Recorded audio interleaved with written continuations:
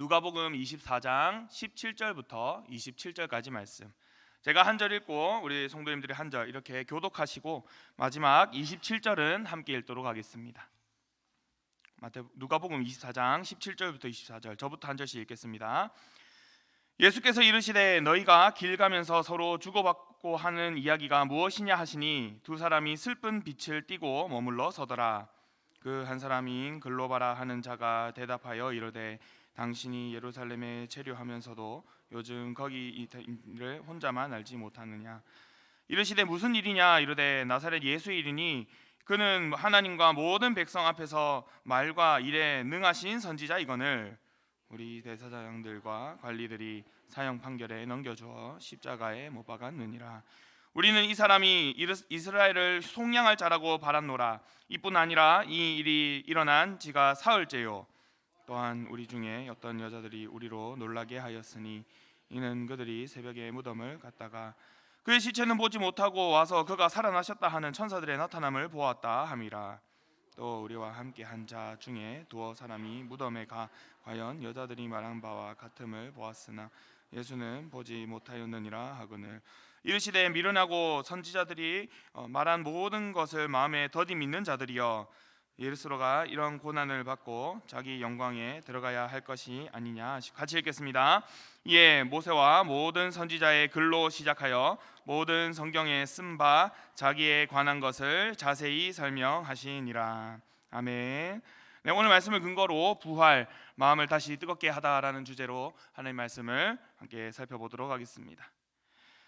지난 주일은 이제 부활절이었습니다. 우리는 부활절 감사 예배를 드리면서 예수님 다시 살아나셨다라는 아주 기쁜 소식을 함께 고백하고 찬양했습니다. 찬양대에 또 은혜로운 또 칸타타 찬양과 또 오후에 또 부활절 연합 예배를 통하여서 부활하신 예수님께 영광을 돌렸습니다. 우리 초등부는 우리 선생님들께서 또 열심히 또 연극을 통해서 또 하나님께 영광을 돌리기도 했습니다. 근데 저는 솔직하게 그날 예배 드리면서 마음 한켠에 이런 마음이 좀 들었습니다. 정말 내가 이 부활에 대한 감격이 있을까? 정말 마음 깊은 곳에서 이 주님의 부활을 좀 기뻐하고 있는가? 이런 좀 고민을 했습니다. 물론 입술로는 부활하셨다라는 고백을 부정하지 않습니다. 감사하고 찬양합니다. 그런데 예전만큼 그런 어떤 감격이 있지는 않았던 것 같습니다. 절대 예수님의 부활을 안 믿는 것은 아닙니다만 감격이 많이 없다는 생각을 했습니다. 예전에는 분명히 있었습니다. 어떤 때 분명히 참 부활의 찬양을 부르면서 그 부활하신 예수님을 생각만 해도 정말 눈물이 막 나고 그 말씀을 들으면서 정말 가슴이 뜨거웠던 적 분명히 있었습니다. 그런데 올해는 물론 감사하고 그것을 부정하지는 않지만 한 절기 하나의 행사로 지나갔다는 생각에 사실 저의 마음이 굉장히 좀 무거웠던 것도 같습니다. 스스로에게 이런 질문을 해보았습니다. 왜 이토록 위대한 부활의 소식 앞에서 나는 왜 이렇게 잠잠했을까? 왜 이렇게 진정으로 감격하지 못했을까? 왜 감격이 예전만 못할까라는 진지한 고민을 했었습니다. 그리고 그 마음을 품고 한 주 내내 저 자신에게 그 질문을 계속하면서 한 주를 좀 보낸 것도 사실입니다. 그 질문을 안고 말씀을 좀 묵상하다가 오늘 본문 말씀을 만나게 되었습니다.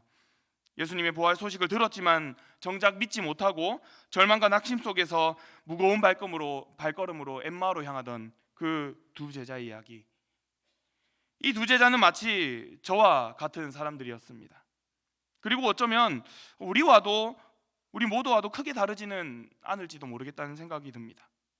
예배는 드렸지만 감격은 없고 복음은 들었지만 마음은 여전히 식어 있으며 예수님이 다시 사셨다는 말은 들었지만 그 말씀이 삶을 변화시키지는 못하는 그러한 무미건조한 길을 걷고 있는 그 사람들.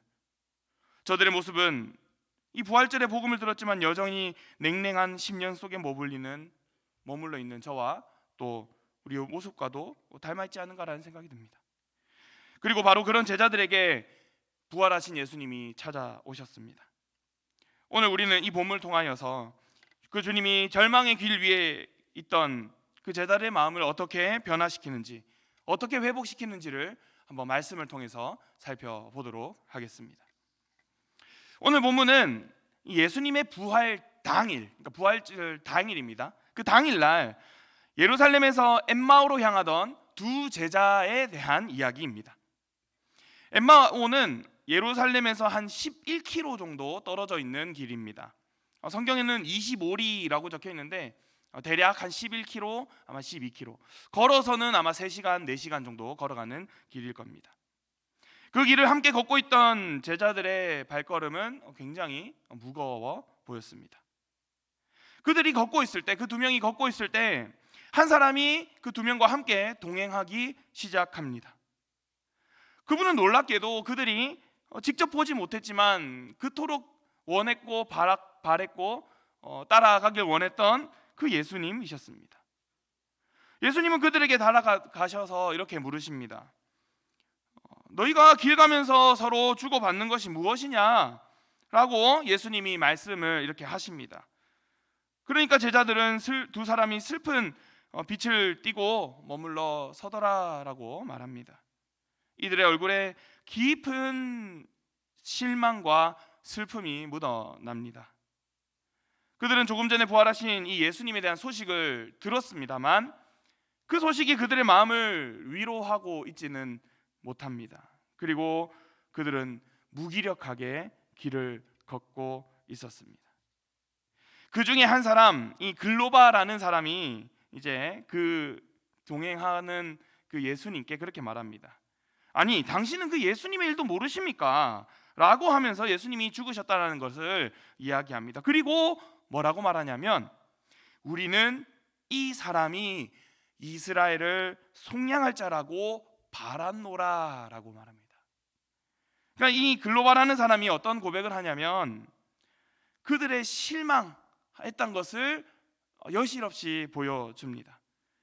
여기서 바랐노라 라고 말한 건요, 한때 잠시 그렇게 되기를 원했다가 아닙니다. 계속해서 과거에는 계속해서 따라갔고 그렇게 되기를 원했고 그렇게 되기를 정말 간절히 구했다라는 과거의 지속적인 일입니다. 과거에 계속해서 예수님을 믿고 따랐었는데 지금은 아니다라는 말을 하는 것이죠. 이 두 사람도 한때는 예수님께 자신의 삶을 좀 걸었습니다. 예수님이 가는 곳에 직접 따라갔고 또 말씀에 귀 기울이면서 자신이 이러한 삶을 살기를 원했고 또 그렇게 살려고 무척이나 애썼을 것입니다.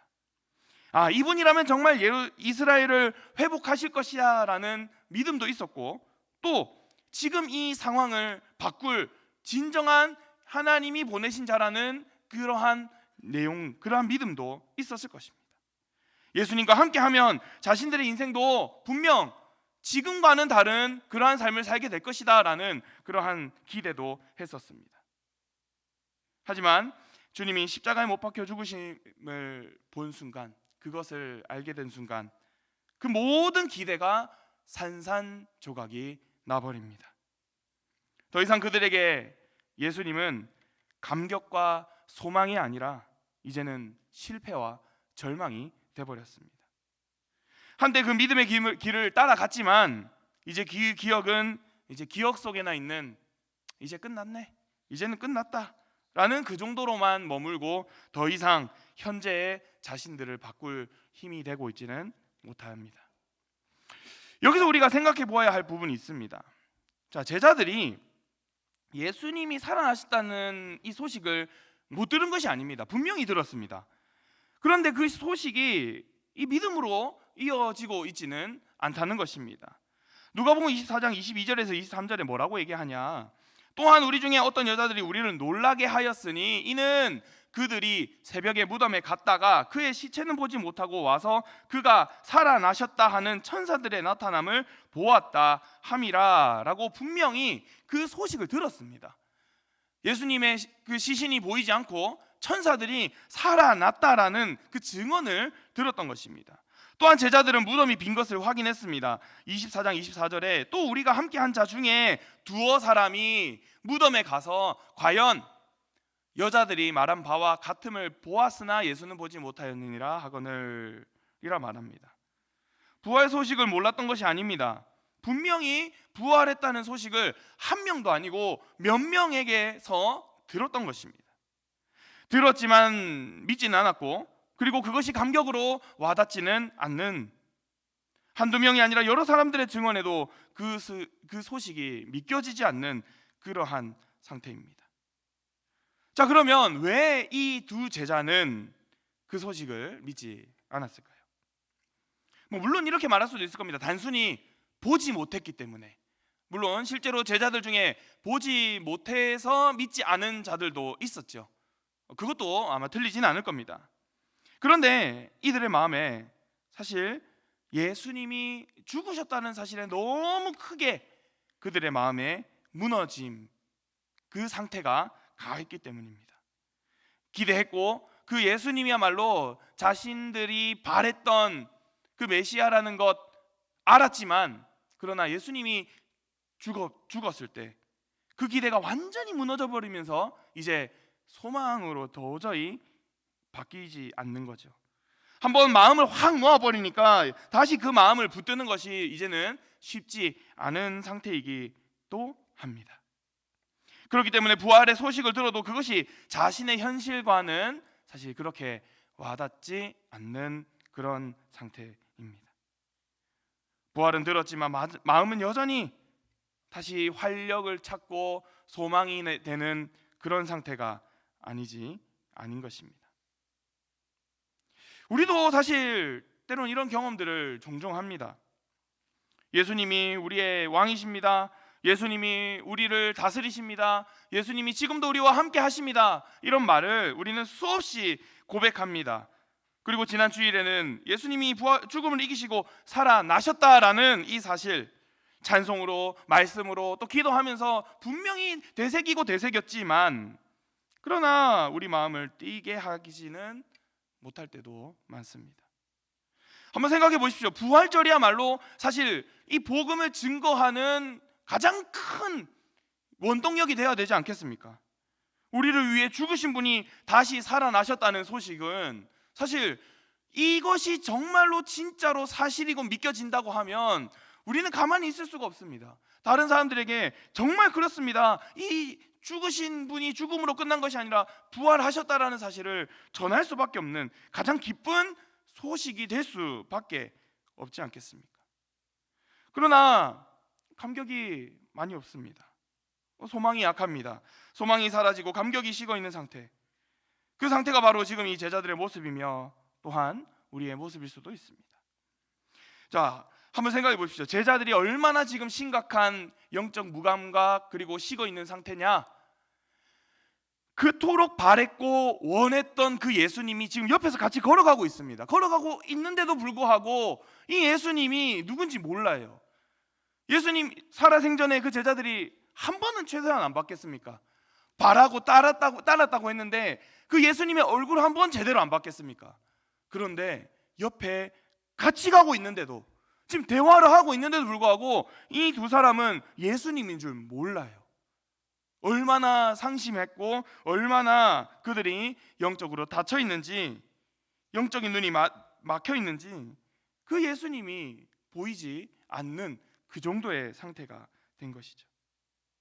자, 그렇게 그들은 소망을 잃고 감격도 식어버린 채 길을 걷고 있던 그 예수님이 이제 찾아오기 시작합니다. 자, 이제 감격이 새롭게 어떻게 시작되냐? 바로 예수님은 그들에게 말씀을 알려주기 시작을 합니다. 예수님은 식사를 하다가 그들에게 이렇게 말합니다. 미련하고 선지자들이 말한 모든 것을 마음에 더디 믿는 자들이여 라고 책망을 합니다. 물론 이 책망을 정말로 믿음이 없고 완전히 진짜 바리새인들에게 하는 책망처럼 하는 책망은 아닙니다. 사실 마음이 식어버린 그 제자들을 향한 주님의 애틋한 부르심인 거죠. 왜 여기서 너희들이 다시금 일으키지 못하냐? 왜 마음에 더디 믿냐? 라고 애틋하게 그들을 부르시는 것이죠. 그분은 예수님이 다시 믿음을 회복하기 원합니다. 그리고 그 회복을 어떻게 하냐? 바로 말씀을 통하여서 하나씩 이루어 가십니다. 예수님께서 하나씩 하나씩 설명하시는데 어떻게 설명하냐면 모세와 모든 선지자들의 글을 그들에게 다 풀어줍니다. 자, 모세와 모든 선지자들의 글이 바로 구약 성경의 말씀입니다. 전체를 다 풀어갑니다. 풀어가면서 뭘 설명해 주냐면 그리스도가 고난을 받고 영광에 들어가야 했던 그 이유를 하나씩 하나씩 설명하기 시작합니다. 하나씩 하나씩 설명하면서 결국 뭘 설명해 주고자 하냐면 고난과 십자가는 실패와 끝이 아니다. 사실 이미 구약에서부터 예견되어 있던 말씀이었고 그리고 이것이 다 계획되어 있었다라는 그 구약에서 예언했고 했다라는 그것을 말씀을 통해서 하나하나 풀어내기 시작하는 것입니다. 예수님은 부활하신 그날에 제자들을 다시 회복시켜주기 위해서 다시 그들에게 말씀을 하나씩 하나씩 하나씩 들려주면서 그들에게 계속 말씀합니다. 여기서 우리는 이 말씀, 이 방식을 사실 잘 생각해 보아야 하겠습니다. 제자들의 회복은 말씀을 풀어주는 것에서 시작합니다.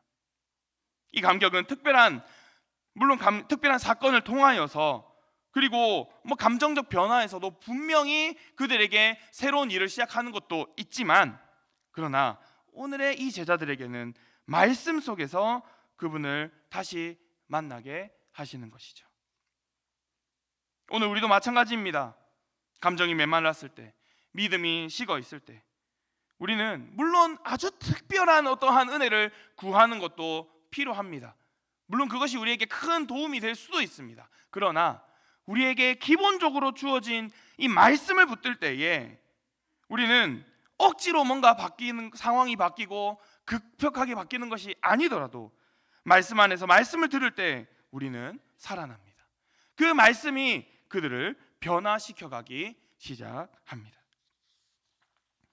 자, 이렇게 제자들은 예수님의 말씀을 듣습니다. 그리고 저녁에 예수님과 함께 떡을 떼는 그 자리 가운데 갑자기 예수님이 보이기 시작합니다. 제자들 눈이 밝아졌습니다. 오후 때부터 같이 거의 한 몇 시간을 동행했던 그분이 사실 예수님이었다라는 사실은 그들이 비로소 그때 돼서야 알게 되었습니다. 그리고 주님이 사라지십니다. 그리고 주님이 사라지신 후에 제자들은 이렇게 말합니다. 우리 누가복음 24장 32절의 말씀을 우리 같이 한번 읽어보겠습니다. 같이 24장 32절 같이 읽겠습니다. 시작. 그들이 서로 말하되 길에서 우리에게 말씀하시고 우리에게 성경을 풀어주실 때에 우리 속에서 마음이 뜨겁지 아니하더냐 하고. 아멘. 자, 이 뜨거움은 단순히 어떤 기분의 변화 아니면 어떤 뭔가의 변화 이런 것이 아니었습니다. 성령께서 그들의 마음 깊은 곳에 말씀을 듣고 그 말씀을 통하여서 그들 가운데 변화가 일어났음을 그들은 말하고 있습니다. 예수님은 그들과 함께 걸으시면서 말씀을 계속 풀어주셨습니다. 그리고 그 말씀은 성령 안에서 살아있는 그 하나님의 음성으로 그들에게 계속 변화를 주게 했고 결국 그들의 마음은 다시 뛰기 시작합니다. 여기서 말하는 마음이 뜨겁지 아니하더냐랄 때 이 뜨겁다라는 마음은 정확하게 원문으로 따지면 불탔다라는 말입니다. 내 마음이 불타지 아니하더냐, 뭔가 불일 듯이 뭔가 확 일어나지 아니하더냐라는 그러한 불일 듯이 일어나는 뭔가가 자신의 마음을 변화시켰다라는 것이죠. 그 무뎌진 그 믿음의 상태가 말씀을 들을 때 그 말씀이 풀어질 때에 그 안에서 뭔가가 일어나면서 그렇구나라는 동의 그리고 믿음이 생겨났다는 것이죠. 예레미야서 말씀에는 이렇게 말합니다. 내 말이 불같지 아니하냐 여호와의 말이니라라고 말합니다. 내 말이 불같지 아니하냐. 하나님의 말씀은 마치 불 같습니다. 마치 식어있는 그 어떤 상태에서도 불이 번지면 불이 확 타서 모든 것을 태우듯이 식어진 마음과 어떠한 상태에 있더라도 그 불같은 마음이 다시금 일게 하는 것, 그것이 바로 말씀의 힘입니다. 말씀이 성령이 말씀 가운데 그렇게 역사하시는 것이죠. 말씀이 풀어질 때, 그 말씀 위에서 성령이 역사하실 때 냉랭했던 심령은 다시 뜨거워지고 식었던 믿음은 다시 불붙게 되는 그러한 회복이 일어나게 되는 것이죠. 이것은 과거의 제자들만 그렇게 해당되는 것이 절대 아님을 우리 성도님들은 너무나 잘 알고 있습니다. 오늘날에도 여전히 말씀과 함께 역사하시는 그 성령께서 우리 안에 동일한 뜨거움을 일으키십니다. 동일한 회복을 일으키십니다. 어떻게 해요? 물론 여러 가지 상황과 환경 가운데 일하시지만 말씀을 통하여서 말씀이 우리 안에서 풀어지고 그 말씀이 우리 안에서 역사하실 때 그 안에서 회복이 일어나는 것이죠. 그렇게 말씀이 그 안에서 뜨겁게 일지 아니하더냐라고 했던 그 제자들은 그 저녁 시간에 그 예수님을 다시 깨닫게 되고 알게 되어서 눈이 띄어져서 예수님임을 알게 된 그들은 그 저녁 시간에 다시 곧장 예루살렘으로 돌아갑니다. 아마 저녁 시간이었기 때문에 다시 예루살렘으로 가면 굉장히 늦은 시간이었을 겁니다. 그런데 그들은 지체할 수가 없습니다. 왜냐하면 정말 살아계신 그 예수님을 만났고 경험했고 그 마음에 불이 일어나기 시작했기 때문입니다. 당시에 그 밤에 걷는 길은 위험합니다. 밤에 걷는 것은 결코 편안한 길이 아닙니다. 그럼에도 불구하고 그들은 머뭇거릴 이유가 없습니다. 머뭇거릴 수 없습니다. 감격은 행동으로 이어집니다. 절망의 여정은 이제 복음을 증거하고 다시 이 복음의 증인이 되어야겠다라는 그 기쁨으로 저녁 시간이든 어떤 시간이든 상관없습니다. 다시 돌아가서 그들의 제자들에게, 많은 사람들에게 다시 이 소식을 전해야 하는 그러한 감격이 그들 가운데 새롭게 일어난 것입니다. 말씀을 통해 감격이 회복된 그 제자들처럼 오늘 우리도 말씀을 통해서 부활하신 주님을 다시 바라보며 마음이 뜨거워져야 하겠습니다. 자, 우리는 이 부활에 대한 참 기쁨과 감격을 좀 회복하면 참 좋겠다라는 이 말씀을 듣고 있습니다. 자, 부활이라는 것이 왜 감격이 안 되냐라고 했을 때 여러 가지 고민을 하면 결국 이 부활 신앙을 다시금 깊이 만들 수 있습니다. 이렇게 한번 질문하는 것도 굉장히 도움이 됩니다. 만약에 예수님이 부활하지 않았다면 어떻게 될까? 이렇게 한번 질문하는 것도 굉장히 부활 신앙을 생각하는 아주 큰 도움이 됩니다. 바울은 고린도전서 15장에서 이렇게 말하고 있습니다. 고린도전서 15장 17절에서 19절에 가정법으로 부활이 없으면 어떻게 되냐라는 말을 하는데요. 우리 같이 한번 읽어보도록 하겠습니다. 시작. 그리스도께서 다시 살아나신 일이 없으면 너희의 믿음도 헛되고 너희가 여전히 죄 가운데 있을 것이요 또한 그리스도 안에서 잠자는 자도 망하였으리니 만일 그리스도 안에서 우리의 바라는 것이 다만 이생뿐의 삶뿐이며 그 사람이 가운데 우리가 더욱 불쌍한 자리라. 아멘. 결국 이 부활이 없으면 우리는요 많은 것을 잃습니다. 우리의 믿음이 헛된 것이 되고 우리는 여전히 죄 가운데 있게 되고 또 우리의 죽음은 결국 끝인 겁니다. 그렇기 때문에 우리는 예수 믿는 우리야말로 가장 불쌍한 인생이 됩니다. 왜냐하면 어차피 죽으면 끝인데 예수 믿어 뭐하냐 라는 질문까지 가게 되는 것이죠. 이 땅의 고난과 희생, 자기 부인과 헌신은 이 부활이라는 영광의 미래가 있기 때문에 우리의 모든 그 소망이 있기 때문에 우리는 기쁨으로 이 땅을 하루하루 걸어갈 수가 있습니다. 그 부활이 없다면 우리의 모든 수고, 예배, 충성 이것이 다 헛수고가 될 뿐이기 때문입니다. 바울은 강하게 15장 20절에서 이렇게 선언합니다. 그러나 이제 그리스도께서 죽은 자 가운데서 다시 살아 잠자는 자들의 첫 열매가 되셨도다. 예수님은 실제로 부활하셨습니다. 그 부활은 우리의 믿음의 중심이고 우리가 진짜 이 감격이 진짜가 되게 하는 분명한 이유입니다. 그렇기 때문에 우리가 부활절을 보내고 그리고 부활에 대한 이 고백을 하면서 단순히 예수님이 부활하셨대, 예수님이 다시 살아나셨대 이 정도만으로 우리의 믿음의 고백을 하면 약합니다. 사실 예수님이 부활하셨다는 소식 안에, 이 복된 소식 안에는요 정말 많은 의미가 있습니다. 그렇기 때문에 이 부활의 소식이 가지는 의미를 하나씩 우리가 되뇌일 필요가 있겠습니다. 자, 우리 하나씩 앞에 있는 것들 우리가 문구를 같이 한번 읽으면 좋겠습니다. 자, 우리 그럼 1번 같이 한번 읽어보겠습니다. 시작. 부활의 소식은 내가 더 이상 죄 가운데 있지 않다는 선언입니다. 그렇습니다. 우리가 이 죄 가운데 있다면, 아니 물론 예수님이 우리를 위해서 죽어주신 것도 죄 사함의 선언이긴 하겠죠. 그러나 그 예수님이 진짜 우리를 위해서 죽어주셨다라는 것, 그리고 그 죄가 해결받았다라는 사실을 증명하는 것이 바로 부활입니다. 부활하셨다라는 것이야말로 그 우리를 위해서 죽어주셨다라는 사실을 분명하게 확증한다라는 것이죠. 그렇기 때문에 이 부활의 소식은 내가 더 이상 죄 가운데 있지 않다라는 분명한 선언이 됩니다. 두 번째 우리 같이 한번 읽어보도록 하겠습니다. 시작. 부활의 소식은 죽음 이후에도 소망이 있다는 약속입니다.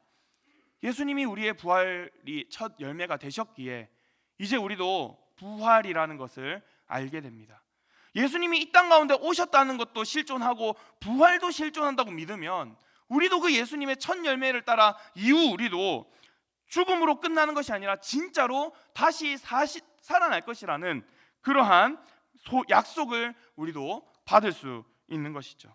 세 번째 같이 읽겠습니다. 시작.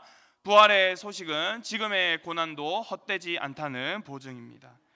고난 가운데 살아갑니다. 여러 가지 우리 성도님들은 또 각자의 상황과 환경에 여러 고난이 있습니다. 그러나 우리는 이 부활의 소망이 있기 때문에, 부활하신 주님을 바라보는 소망이 있기 때문에 이 고난은 결코 헛되지 않습니다. 그리고 이것은 결코 우리가 그냥 이 부활이 이 고난 가운데 있음이 힘들구나 라는 정도로 끝나는 것이 아니라 이 고난을 견뎌내면, 참아내면 그 영광의 부활이 있을 거라는 것도 우리는 알게 되는 것입니다. 자, 마지막 네 번째 같이 읽겠습니다. 시작. 부활의 소식은 이제 내가 어떻게 살아야 할지를 알려주는 기준입니다.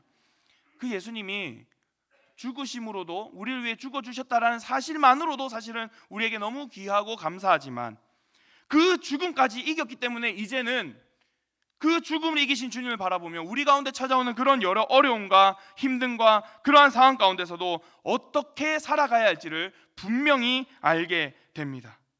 이 땅이 끝이 아니기에, 이 땅의 삶이 끝이 아니기에 저 하늘 본향을 바라보며 그리고 그 영원하신 주님의 나라를 바라보며 나아가는 우리의 삶은 이제 본격적으로 달라질 수밖에 없는 것입니다. 자, 그렇다면 이제 우리는 이 부활의 복된 소식 앞에서 어떻게 반응하며 살아가야 될까요? 부활은 단지 한 번 감동하고 끝나는 얘기가 아니라 이 부활절 한 번, 1년에 한 번 그냥 이랬구나 하고 감사하며 지나가는 행사, 절기가 아니라 우리의 믿음과 삶 전체를 다시 새롭게 만드는 그러한 계기가 되어야 됩니다. 이제는 그 부활의 주님 앞에서 우리의 삶을 다시 돌아보고 그 감격이 회복되도록 성령의 인도하심 속에 반응해야 하겠습니다. 자, 그러면 우리가 어떻게 이 부활을 감격을 다시 회복할지 두 가지를 통해서 한번 우리가 생각해보고 우리가 마치도록 하겠습니다. 우리 첫 번째입니다. 첫 번째는 바로 정직한 고백. 감격 없는 내 심령을 주님께 아뢰는 우리의 모습이 되어야겠습니다. 부활하신 주님을 찬양했지만 그 고백이 진심으로 감격되지 않는 내 마음과 내 상태가 바로 그러한 내 영적인 현재의 상태라면 그것을 주님께 정직하게 고백하면 되겠습니다. 주님, 저는 부활을 믿지만 그 감격이 없습니다. 제가 무뎌졌습니다. 말씀이 들리긴 하지만 그 말씀이 와닿지는 않습니다. 정말 그 부활의 감격이, 정말 부활의 증인되어 나갔던 그 제자들이 죽기까지 그 부활을 알고 전했던 것이 그 사실이라면 왜 저는 그렇게 감격하지 못할까요? 라고 주님께 내 모든 삶을 솔직하게 고백할 수 있으면 됩니다. 이 고백을 드릴 때 내 안에 계신 성령께서 내가 다시 이 감격 가운데 갈 수 있도록 나의 마음을 다시 깨우실 것입니다. 다시 감격을 회복시키도록 도우실 것입니다. 성령은 우리 안에서 참된 회개와 돌이킴과 새롭게 하는 자리로 나아가시도록 우리를 도우시는 분이십니다. 식어진 마음이 있다면 다시금 우리를 불붙게 하고 우리를 주님께로 돌이키려고 우리에게 지금도 역사하시는 분이라는 사실을 기억해야 하겠습니다. 감격을 억지로 감정을 막 일으켜서 저 감격하기 원합니다 라고 할 필요 없습니다. 성령께서 감격할 수 있는 마음을 주시도록 그냥 주님께 내 모습을 그대로 드리며 나가는 그러한 모습으로도 충분히 주님은 우리의 마음을 아시고 우리를 다시금 감격의 자리로 부르실 것입니다. 자, 우리 다음 두 번째입니다. 두 번째는 말씀과 함께 동행하는 겁니다. 이 감격은 다시 말하지만 결국 말씀 속에서 다시 살아나야 합니다.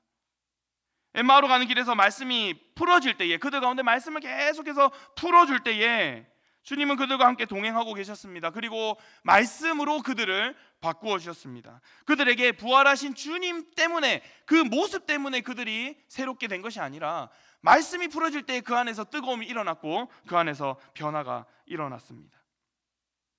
말씀을 읽을 때 단순히 기계적으로 나 오늘 한 장 읽었다, 물론 그렇게 읽는 것도 귀합니다. 그러나 이 말씀 속에서 주님을 만나면 훨씬 더 귀합니다. 주님의 뜻을 발견하고 주님을 이 말씀을 통해서 바라보면서 성령께서 이 말씀을 조명해 주시도록 구하면서 말씀을 읽어 나가십시오. 성령은 말씀을 깨닫게 하시고 그 말씀이 나의 삶과 심령을 깨뚫어 볼 수 있도록 우리를 변화시키고 역사하실 것입니다.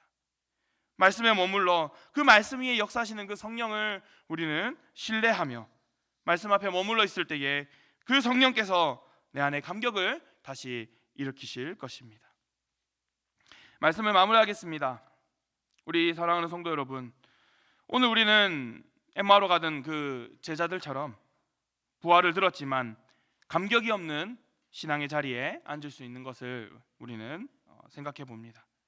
그러나 주님은 그런 제자들을 믿음 없다라고 책망하지 않고 외면하지 않고 말씀으로 다시 찾아오셔서 그들 가운데 다시금 뜨겁게 하셨습니다. 주님은 오늘도 그 말씀을 통하여서 그리고 성령의 역사로 식어진 우리의 마음을 다시 부릴 듯 하게 하실 것입니다. 억지로 감정을 짜내고 특별한 일을 통하여서만 주님을 만나는 것이 아니라 말씀 앞에 머물러서 성령의 도우심을 구하며 나아갈 때에 우리 안에 부활의 감격이 다시 살아날 것입니다. 그리고 그 감격은 다시 우리의 삶을 변화시키는 힘이 될 것입니다. 절망에서 벗어나서 이 복음을 전하는 길로 의무가 아니라 기쁨으로 주님께 나아가게 될 것입니다. 부활하신 주님은 지금도 살아 역사하십니다. 믿으십니까? 그 주님께서 우리의 마음을 다시금 일으키실 것입니다. 주님, 저의 마음을 다시 뜨겁게 하소서. 이 기도가 오늘 여러분들의 고백이 되기를 주님의 이름으로 축원합니다.